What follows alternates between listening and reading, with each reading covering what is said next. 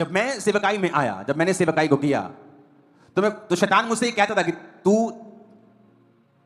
Church से पैसा नहीं लेता, लेकिन तू खुद, तेरे पास क्या है? चर्च तो तूने खड़ा कर दिया इतना बड़ा, 100 एकड़ में चर्च खड़ा कर दिया, लेकिन तेरे पास क्या है? तू अपना बिजनेस छोड़ के आया, तू 25-30 लाख महीना कमाता, तेरे पास क्या है? लेकिन मैं सेवकाई में लगा रहा, क्योंकि चर्च से मैंने घर नहीं बनाया, चर्च के पैसों से उसका फायदा नहीं उठाया। एक दिन मैं दुबई में था घूमने के लिए, एक होटल में, और मैं और मेरी वाइफ वहां से निकल रहे थे, तो एक ऑफिस था वहां पे किसी कंपनी का, तो वो जो कंपनी वाले व्यक्ति थे वो हमें इनवाइट करने लगे बाहर से, प्लीज कम, ये आपको अपार्टमेंट देखो, ये घर देखो, आप देख।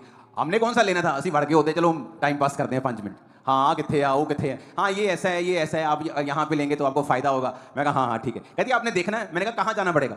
मैं कहा नहीं, हम टूरिस्ट हैं, मेरे पास गाड़ी नहीं है। तो कहाँ? कहते नहीं आप चिंता मत करो, गाड़ी हम मंगवा के देंगे। मैंने कहा ठीक है, अगर आप गाड़ी मंगवा के तो चलते हैं, नाले झूठे ले आवांगे। तो गाड़ी आई, हमें ले गई। वो आदमी सामने से कहता जी आओ जी तो दिखाने, पंजाबी बोलता था वो मेरे को एक जगह ले गया, उसने कहा ये वाला घर है। हम घर में गए, हमने घर पसंद कर लिया, कहा बहुत अच्छा है, बहुत अच्छा है। उसको मालूम था कि मेरी बैकग्राउंड क्या है।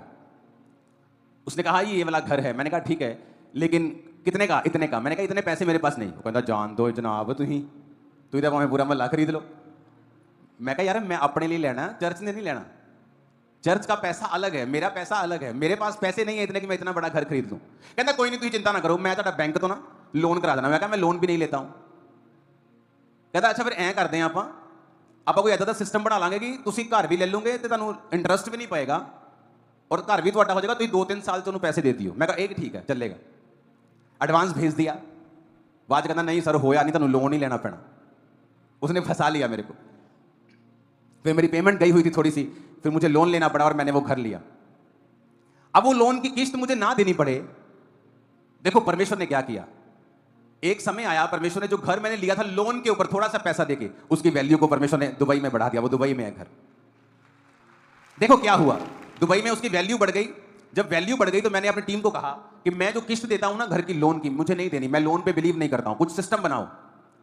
उस घर को हमने रीलोन करके एक नया घर लिया और उस घर को रेंट पे चढ़ाया। अब वो अपनी किस्त भी देता है और मेरी किस्त भी देता है। हालेलुया। आप इमेजिन करो, मेरे पास 2 घर हैं और बिना पैसे के प्रभु ने मुझे दिए हैं, फेवर के साथ। कितने मेरी बात को समझ रहे हैं? और हम हैरान होते हैं कि जब आप वचन के ऊपर चलना शुरू करते हैं, आपको लोगों के पैसों की जरूरत नहीं, खुदा ऐसी घटनाएं करेगा, आपको बढ़ा देगा।